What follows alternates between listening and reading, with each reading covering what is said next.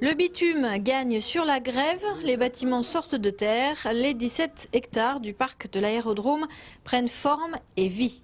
70 000 clients potentiels viennent faire leurs emplettes à Romilly dans la zone commerciale La Belle Idée, une clientèle qu'il faut conserver. Ma volonté est aussi de stopper l'évasion de cette population sur de plus grands bourgs que peut être Épernay, Châlons et Troyes bien sûr, principalement, pour que le consommateur puisse se trouver sur le site de la ville de Romilly et de la communauté de communes l'ensemble de ce qu'il souhaite et ce qu'il désire. Ce sont 300 emplois que les pôles village automobile, équipement de la personne, décoration de la maison, négoce de matériaux devront créer d'ici mai 2011, date d'ouverture du parc commercial.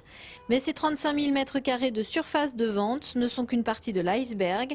La communauté de communes des portes de Romilly-sur-Seine a envie de voir plus grand. Notre bassin de vie a beaucoup souffert ces 30 dernières années avec la perte d'emplois de l'industrie textile. Et notre devoir aujourd'hui, à nous élus, notre mission essentielle, c'est de retrouver un dynamisme économique.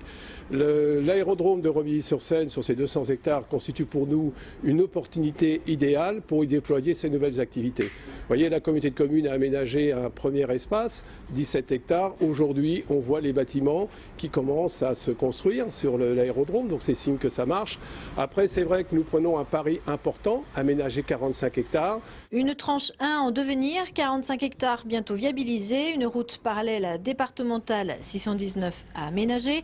La communauté de communes a d'autres projets sortis du carton. Nous avons donc un deuxième chantier qui va démarrer prochainement, qui est celui de la centrale solaire au sud de l'aérodrome, sur une emprise de 22 hectares. Donc qui va permettre la construction d'une centrale solaire qui va pouvoir développer 7,5 MW, ce qui correspond à la consommation électrique de 3300 habitants. Donc les travaux vont débuter en janvier prochain et la centrale sera mise en exploitation en juin 2011. Aujourd'hui, ce sont des entreprises endogènes, locales, qui vont investir le parc de l'aérodrome. Mais les 200 hectares ont des atouts pour attirer des entreprises nationales ou internationales.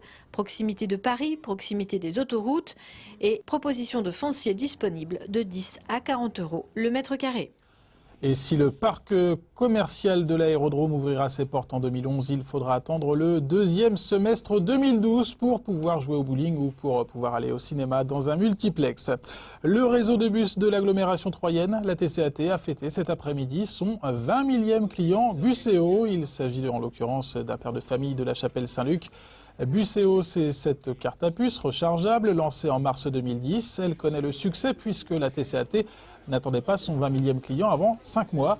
Cette journée a été aussi l'occasion d'évoquer l'extension d'ici janvier des lignes 1 et 2. Les bus de la ligne 1 rouleront jusqu'au parc du Grand Troyes. La ligne 2 desservira Saint-Léger près Troyes, une des nouvelles communes à intégrer le Grand Troyes en 2011. Véronique Soblet-Samar est vice-présidente du Grand Troyes en charge des déplacements urbains. Christian Blasson, lui, est maire de Saint-Léger près Troyes. On les écoute. Sur le parc du Grand Troyes, il y avait une desserte, mais qui bien sûr évolue en fonction de l'évolution du parc d'entreprise. Et c'est vrai que favoriser ces dessertes, c'est pour nous soutenir le développement économique de notre territoire communautaire.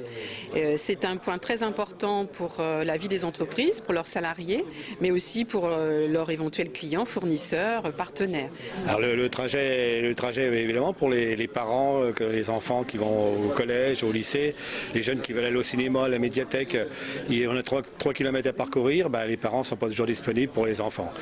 Il y a aussi un gros problème pour les personnes âgées. Il y a les personnes âgées du village qui ne peuvent plus conduire et il y a eu le bus, ils n'auraient pas vendu leur maison pour repartir en centre-ville.